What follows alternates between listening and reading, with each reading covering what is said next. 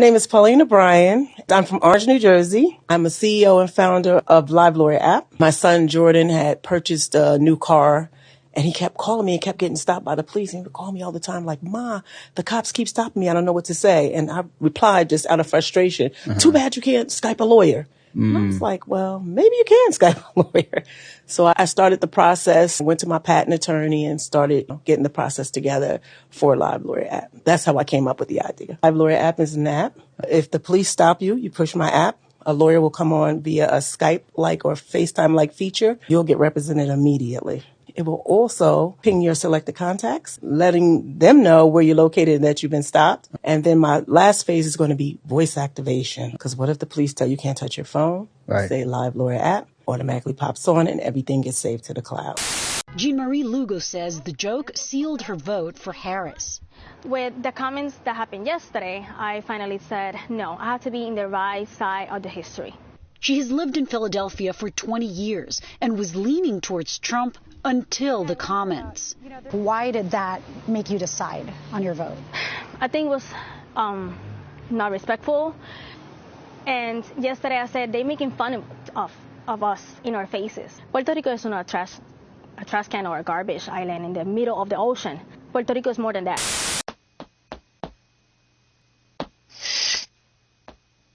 Ooh, one of those electronic voting dealies. One vote for McCain. Thank you. No, I want to vote for Obama. 2 votes for McCain. Come on, it's time for a change. 3 votes for McCain.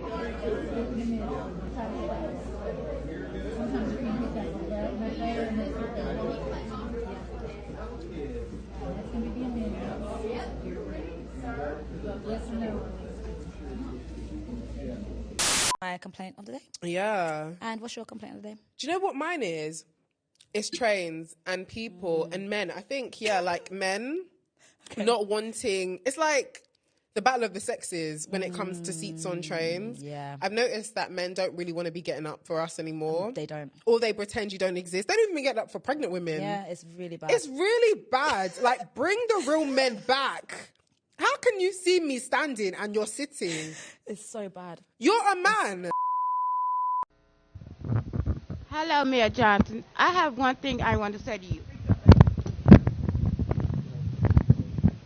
How you doing, Mayor Johnson? My name is Suwani, and I want to know, why did you give all the migrants all the fun when people out here suffering with their kids, homeless, like me? I am disabled. I cannot pay my rent. The landlord is trying to evict me out of my house with my kids.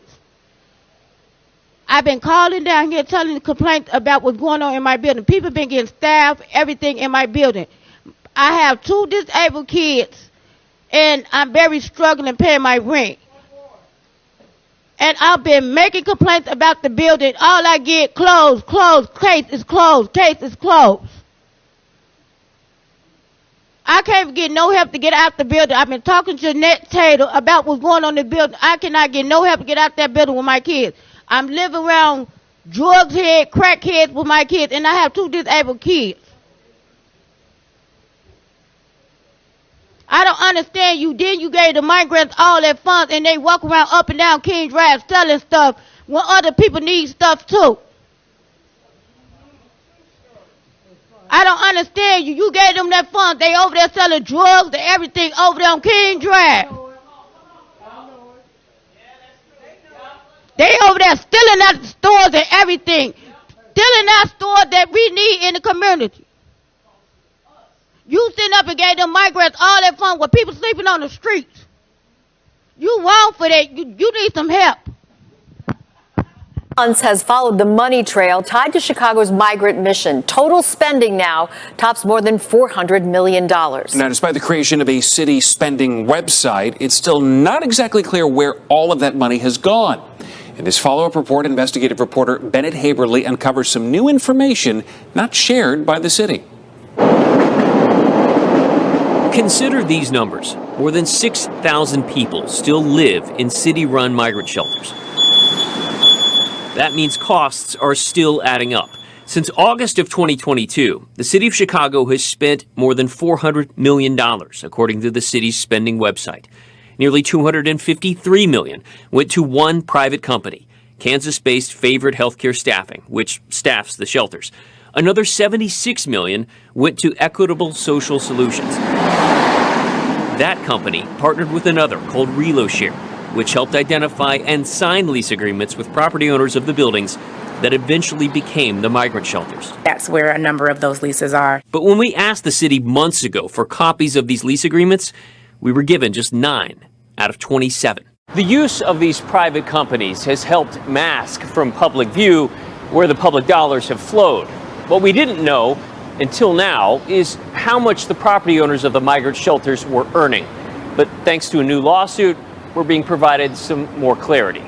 A lending company filed this lawsuit last month against 2 Chicago developers, alleging they did not make it clear when they signed a loan agreement that the building in the West Loop would be used to house migrants. What is not in dispute is that the owners of the Ogden shelter are paid $150,000 a month by ReloShare as part of a use agreement. That means in a year's time, they'd receive more than $1.8 million. The lease agreement also calls for additional payments of up to $400,000 if the number of migrants inside the Ogden shelter exceeds 650. The latest figures show more than 700 people still live here. If there are dollars involved, shouldn't the public know where they flow? 100%. It was during last night's Halloween parade here on Main Street where that politically themed float turned a lot of heads. It's now getting a lot of attention online. Now the borough's mayor is trying to figure out how it was approved. It's a hot political season. Probably not something I'd want in a children's parade. In this video sent to Channel 11 by a viewer, you can see the float that appeared during the Mount Pleasant Halloween parade. You could see people dressed up as Secret Service surrounding a golf cart style vehicle. Riding in the cart is a person wearing a mask of former President Donald Trump. On the top of the vehicle is a fake sniper. The worst part of it was the fact that there was either a rope or a chain that was attached to the back of the vehicle, and there was a woman who was to resemble Kamala Harris in handcuffs and chained to the back of that vehicle as though they were dragging her. This is not a good look. This is simulating down Main Street in Mount Pleasant. That's Josh Huff. He was at the parade with his wife and said he was immediately stunned seeing that float. I just want to give a shout out to that black mother for creating that app out of the fact of a real life experience that was going on with her son and how it is that he was getting stopped. I know that some people may come around sooner or later, but like, oh, if he was getting stopped, then he was probably acting suspicious, moving around strange. He was probably doing something that he had no business doing. And yada yada. Black people always want to be victims. Rah, rah, rah, rah, rah, racka, racka, racka. It'll be that type of deal. But realistically, it's just the simple fact that if you are young and black and you have a car, you will get stopped more often than not. I remember this taking place back when I was in high school with a friend. And whenever we were in his car, and it was a smaller car, it wasn't like anything like expensive or anything like that. It wasn't anything stand out. It was pretty ordinary. And whenever we were out, you would have the Oak Park police, the Southfield police, always stopping us. It was very frequent and it was very nerve-wracking. And it got to the point where we were like, yo, this is crazy. Like, why is it like every single time like we're out, they want to flick the lights, they want to stop, they're asking for the driver's license and all this other type of stuff. And it then got into the mind of, yo, we're just being targeted because we're black. It wasn't like people were just completely swinging in and out of traffic, speeding 1,000 miles per hour, acting reckless, endangering lives. No, they just wanted something to do. And what better way to do that but to target young black men? The other thing that I also want to point out as well is that you would have instances, especially during the start, and people in Detroit know what I'm talking about.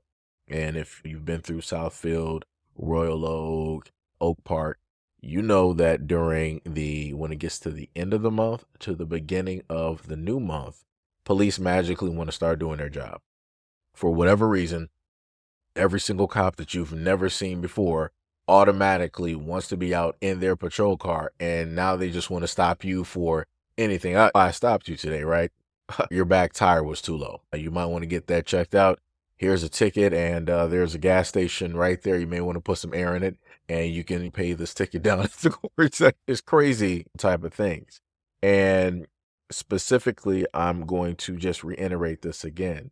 What this mother has done is more than likely going to save a lot of young black male lives, and probably a lot of male lives in general, because it's going to enable them to automatically have representation, to have somebody that's going to be able to hear and see and also speak directly for them, and also to help de-escalate the situation before 9 times out of 10, the cops decide if they want to escalate the situation more than what is even needed at all.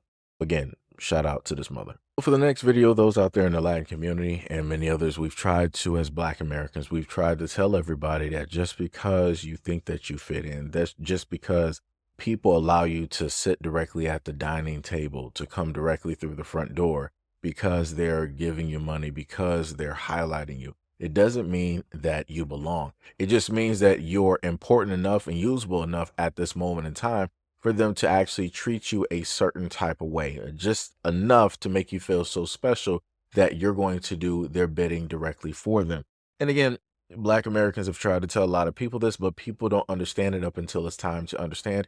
And now a lot of those in Latin America understand what it is that Black people have stated. But even still, with this warning, even still with this being directly in the daylight, it's in the headlights, you can't miss it, and they can fully understand what it is, they're still going to be accepting of the little bit of treats or the little bits of monies or the little bits of gifts that they are given in order to do the bidding. Still, it doesn't matter how badly one side talks directly about them. As long as that one side makes them feel anointed, special, that they belong, that they are just those ones, they're still going to do whatever it is that they want to do. So again, it's like I said, I don't know what else to tell people. I don't. A lot of people are lost to talk about all the times how we have a lot of Black people that are lost, but you have a lot of other people out here that are of different ethnicities that are even further more lost than a lot of Black people. And it just is what it is. I've learned lessons over time to not say certain things. And again, I got the video directly up there for people so people can interpret that video the way that they want to interpret it. Again, this video is just for entertainment purposes only, and I just thought it was a very interesting video, and I thought that it could be paired up with The Simpsons, because periodically The Simpsons happen to do some things that are reflective of other things that tend to happen. If people get what I'm saying, you get what I'm saying. I also want to sit up there and stay just in case anything happens to this platform. Please make sure to, follow me on other social medias and to donate to the platform if you love the content that is here, because oddly enough, if some of you guys have been here before, the moment of time you start highlighting and bringing up certain things, people out there don't like it, and things happen. Yeah. So I'm going to make it pretty light and simple because I've pretty much covered this so many times. A lot of women have asked for this type of treatment. A lot of women stated that they are equal to men, if not stronger, above men. They can do any and everything that a man can do, that they're autonomous, they're independent, they can protect themselves, they can do everything, right? So they realistically don't need a man. So now once men have finally figured out, oh, duh, women are saying that we aren't needed. They're saying also that they are champions as well. They are kings as well. As men, we're going to sit up there and treat you as such. If you've given yourself this title, then we're obviously going to appease that title. We're going to agree with that title, right? We're not going to even try to debate you like we used to. We're just going to listen, since a lot of women like to say that men don't listen. And I try to tell a lot of women that if you're going to tell a man something, you got to be very direct and you got to be very specific. Men don't work on emotions or what ifs. It's the words that you speak. It's the actions that you commit to that men are going to pay attention to. Like I said before, a lot of people are going to be made to understand when it's time for them to understand. And a lot of women are now getting that. Now, a lot of women are figuring out that, hey, maybe we might have said the wrong things. Maybe we should have stepped back. Maybe we should have worded this a little bit differently, because now women are online complaining that they can't even get seats on a train or whatnot or what have you. But In reality, this is what equality looks like. If you want equality, if you want to be treated equal, then men are going to do exactly just that. So for the next one that you were able to see, there was a woman that was obviously going through a lot of stuff. And as she stated before about her own personal business, that, hey, she's disabled, pretty much down on her luck, and she needs help and assistance. And her, along with other people that are struggling, seemingly can't get the help that they need and or deserve directly from the government, the state, the city of which that they are a part of. But seemingly enough, you got all of these migrants that can come directly over and they're getting all of this money. And I wanted to make sure to pair the video up directly with a credible news story dealing specifically with this, because I understand and know that a lot of people like, oh, how do we know that this is real? This is hearsay. What credible proof? What this, what that? Do you actually? You got mainstream media. You got the news down there in Chicago doing the journalistic due diligence and showcasing the fact that exactly what this woman said is taking place, and how it is that the people of Chicago don't know anything about this money or where it's going is completely insane to me, because there should be receipts with all of this money. If the people in Chicago, the citizens, are not getting this money, there needs to be receipts. Even if the people of Chicago were receiving money, there still should be receipts. There still should be an itinerary list to show where A, B, and C won 50 million, 100 million, 2 million. Every red cent needs to be shown. But for the most part, that even in the story, a little bit later on, they stated that some of it was not completely shown. A full record was not given. They were only given partial numbers, partial areas, and they showed you how much some of these landlords who own these buildings were being paid per month, and it's ridiculous. $100,000 per month. That money could have went towards a lot of families and helped them out. That could have went towards a lot of shelters of the citizens of Chicago, for them to do the things that they need to do. Maybe they might need clothing. Maybe they might need food. Maybe they might need help getting a job or getting their lives in order, a variety of different things. $400 million, that would have made a lot of Chicago citizens, especially in the inner city, that would have helped make their lives a little bit better. But do you think that the Chicago government actually cares about the inner city, about the people there?